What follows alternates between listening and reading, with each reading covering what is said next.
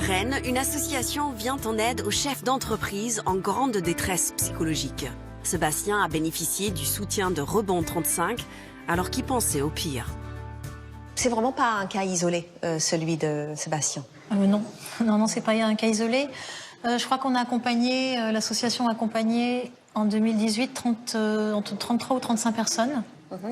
Dans la région, en fait. Uniquement dans le département 35. Oui, tout à fait. Ce que je constate chez les dirigeants, c'est qu'il y a aussi quelque chose de très fort chez eux. Ce sont des gens qui ont l'habitude de prendre des responsabilités et c'est eux qui aident les autres. Eux, ils ont l'habitude de s'en sortir tout seuls. Eux, ils assurent.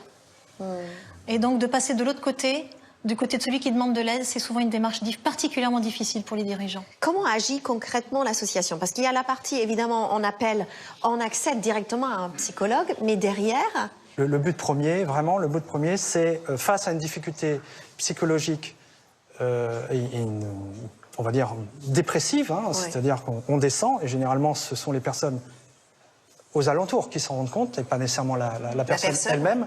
Face à cette situation-là, qui peuvent être soit le tribunal de commerce qui se rend compte de la difficulté du dirigeant et du déni finalement dans lequel il se trouve, et la possibilité de rentrer dans ce qu'on appelle les 3D. Les 3D, c'est dépôt de bilan, dépression, divorce, ou divorce, dépression. Quand vous cumulez ces 3D-là, ça peut faire un beau cocktail, et le cocktail, généralement, il peut être fatal. Ils peuvent avoir des idées noires, effectivement. Ils peuvent avoir des pensées suicidaires. Oui. Et quand je sens qu'on est dans ce terrain-là, je pose la question. J'aborde le sujet très frontalement avec eux, d'une façon très posée, très calme, mais j'ouvre un espace de parole par rapport à ça.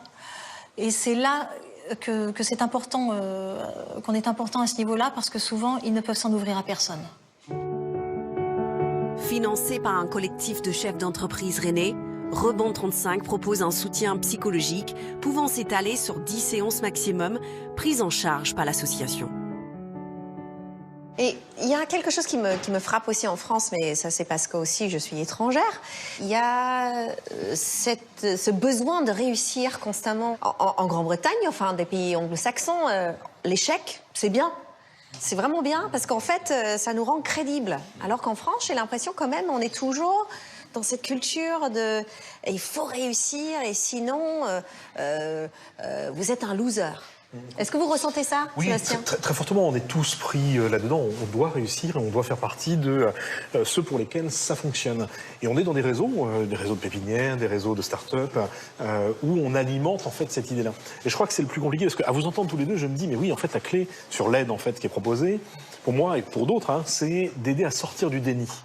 Parce que c'est ce qui a été le plus difficile. Le déni, il s'installe pendant très très longtemps, et c'est celui qui nous empêche en fait de prendre soin de nous déjà. Et là, en l'occurrence, lorsque pour la première fois j'ai rompu ça, j'ai pu moi trouver les ressources en moi pour réussir à dépasser tout ça. Et cette première étape, je le vois avec des amis qui sont aussi chefs d'entreprise, qui rencontrent aussi des difficultés et qui ont très peu d'espace pour en parler. Parce qu'en parler, c'est déjà reconnaître que les choses ne vont pas si bien que ça.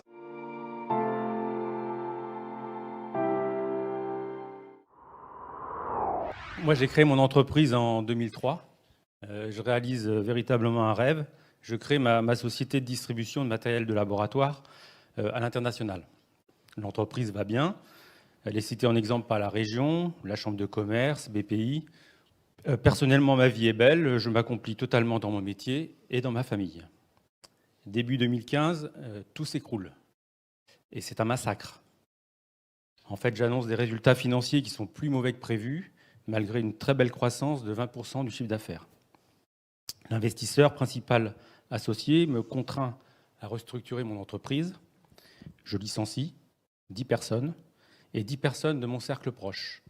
Ma femme, mon frère. Pas facile. L'investisseur me fait miroiter un apport de fonds qui n'arrivera finalement jamais. Fin avril 2015, la boîte est à court de trésorerie. Je dois me résigner à déposer le bilan sans aucune préparation.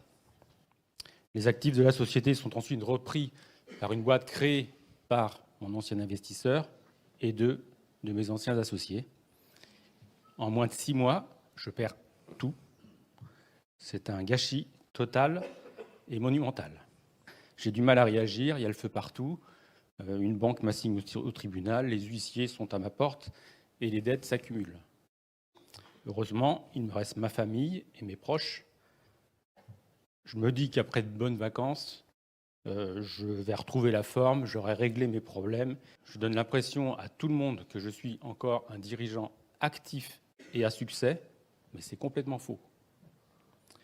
En fait, je perds pied, la confiance et l'estime de moi se dégradent de jour en jour. J'arrive malgré tout à assumer mes responsabilités auprès du mandataire judiciaire et des banques, mais c'est tout. 1 an après le dépôt de bilan, je pousse la porte de l'association 60 000 rebonds.